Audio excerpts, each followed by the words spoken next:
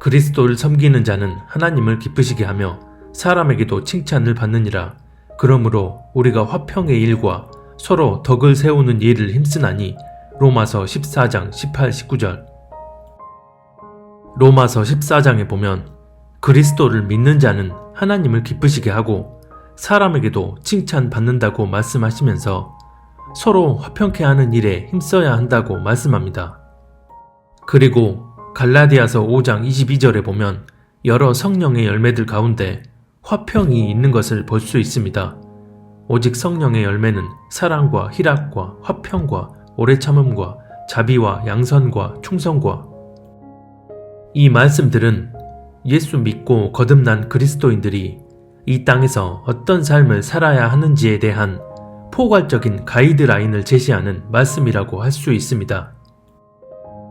그런데 마태복음 10장 34절 이하에 보면 예수님께서 내가 세상에 화평을 주러 온 줄로 생각하지 말라. 화평이 아니요 검을 주러 왔노라 고 말씀합니다.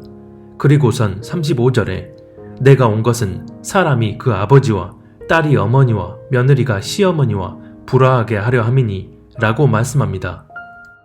또 마태복음 5장 11절에 보면 나로 말미암아 너희를 욕하고 박해하면 너희에게 복이 있을 거라고 말씀합니다. 앞서 살펴본 두 말씀에서는 그리스도를 섬기는 자는 사람들과 서로 화평함을 이룬다고 말씀하시고 성령의 열매 중 하나가 바로 화평이라고 말씀하는데 마태복음 5장과 10장 말씀을 보면 예수님께서 그와 정반대되는 말씀을 하십니다. 왜 그럴까요? 이렇게 의미가 상충되는 말씀들에 대해 어떻게 받아들여야 할까요?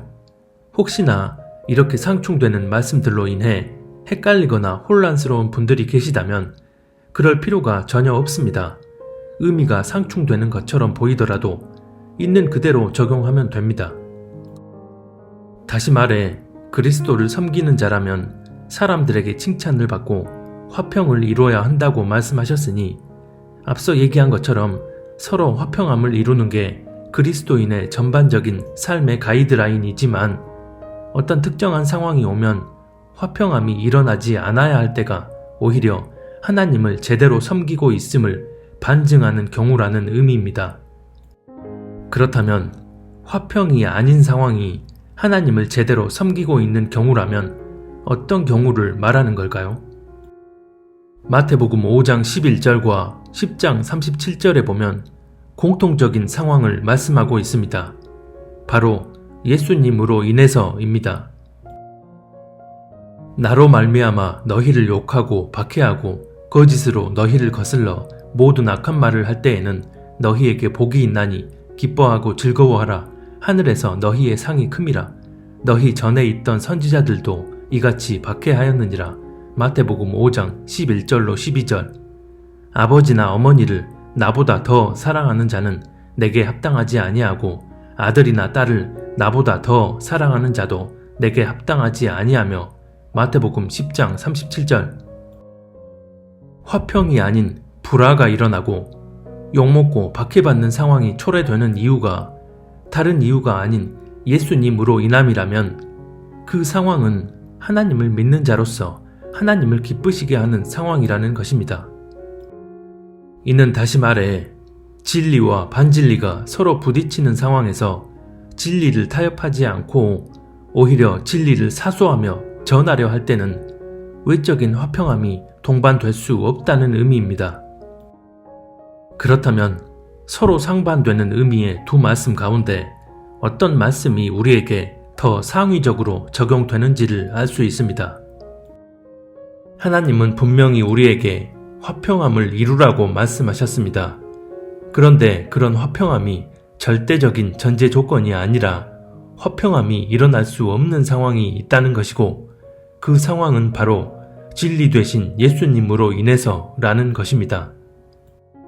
즉, 상충되어 보이는 말씀들이 실상은 서로 상충되는 게 아니라 삶 가운데 화평을 이루라는 전반적인 가이드라인을 제시하는 말씀보다 예수님으로 인해 욕먹고 화평이 깨진다는 말씀이 더 상위적으로 적용된다는 것입니다.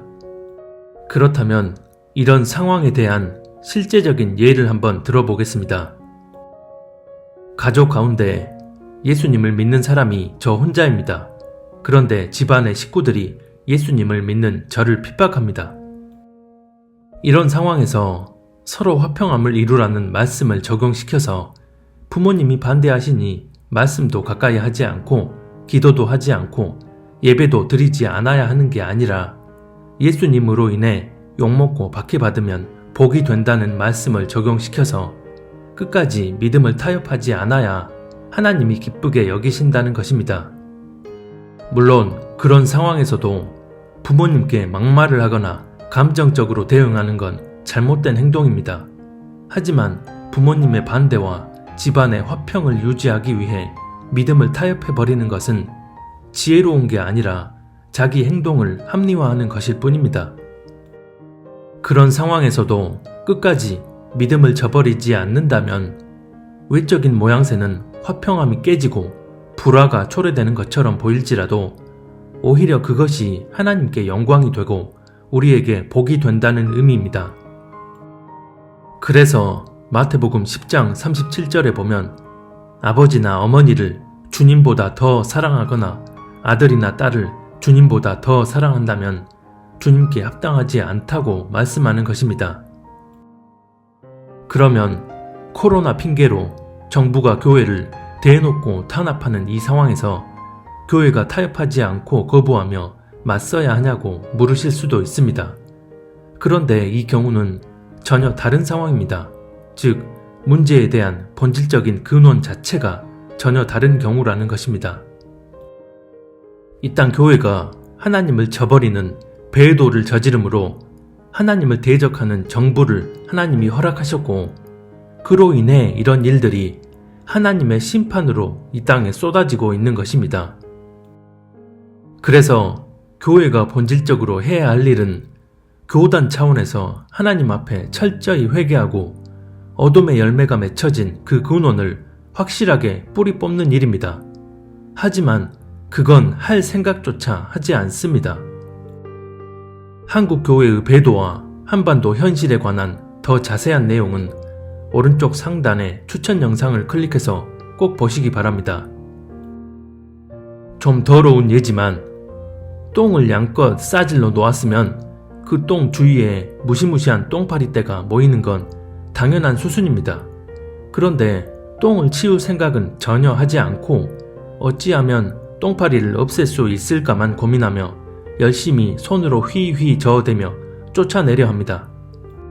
지금의 상황에서는 배도로 인한 심판의 열매가 이 땅 가운데 맺힐 수밖에 없는 것이 행한 대로 보응하시는 하나님의 공의의 섭리입니다.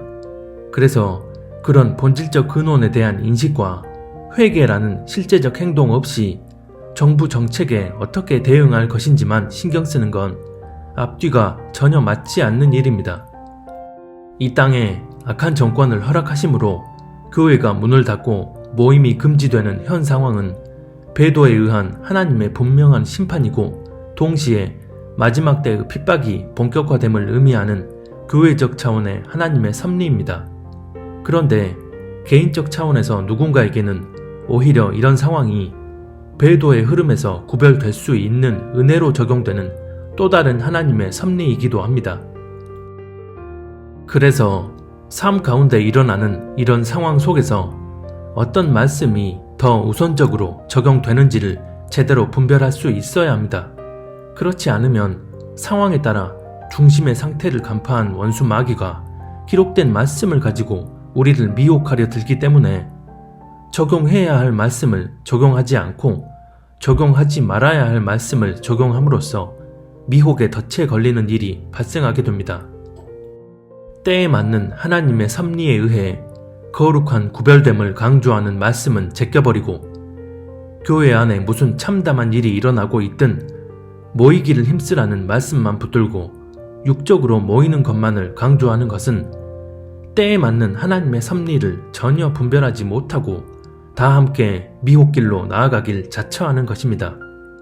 자신이 속해 있는 교단과 교회 공동체가 어떤 잘못된 영적 흐름 안에 놓여 있는지를 어느 정도 인지했음에도 함부로 판단 정죄하면 안 된다는 말씀을 적용하여 결국 그 공동체에서 빠져나오지 못하고 함께 미혹된 길로 나아가는 경우가 굉장히 많습니다.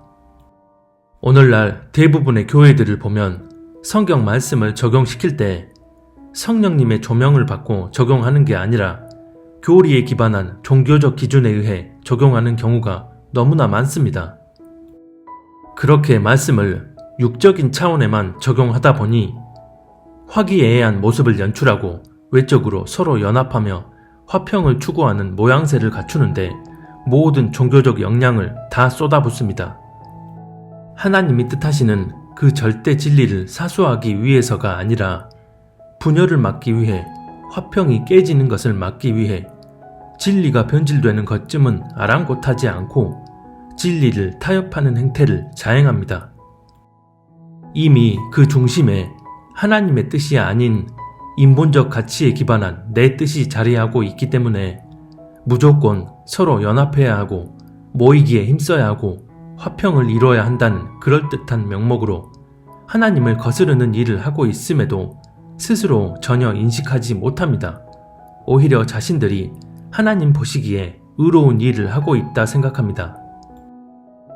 하지만 중심을 보시는 하나님께서는 그럴듯한 인본적 가치에 의해 진리 되신 예수님과 맞바꾸는 일을 자행하고 있는 사역자들과 종교의 틀에서 벗어나려 하지 않는 이들에 대해 행한 대로 보응하실 것이고 그 보응은 예비된 마지막 환란의 때에 벌어지게 될 것입니다.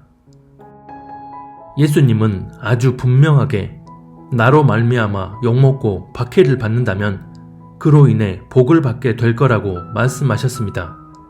나로 말미암아 화평이 깨지고 분열이 일어나게 된다면 그게 오히려 합당한 일이라고 말씀하셨습니다.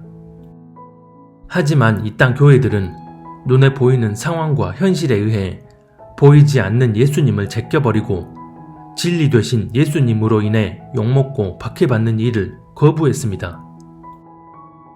지금은 마지막 중에 마지막 때이고 머지않아 성경이 예언한 그 마지막 환란에 들어가게 됩니다.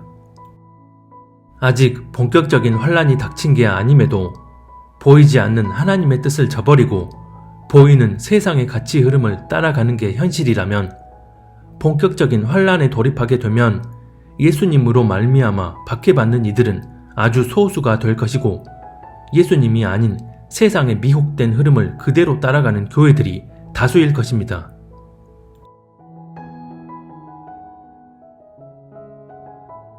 하나님은 단 한 사람이라도 더 정결하게 구별된 첫 추수의 신부가 되어 다시 오실 주님을 만나게 되길 바라고 계십니다. 나를 실제적으로 움직이게 만드는 머릿속의 지식과 생각들, 그로 인해 나오는 모든 말과 행동들이 정녕 진리 되신 하나님의 뜻과 기준에 합당한지를 성령 안에서 진지하게 들여다볼 수 있어야 합니다. 그래서 담대히 결단하여 하나님의 뜻과 기준으로만 나아가야 합니다. 그로 인해 외롭고 힘든 일을 겪는다 하더라도 그것이 오히려 복된 길임을 깨닫고 구별된 주님의 신부로서 다시 오실 주님 앞에 설 수 있기를 바랍니다.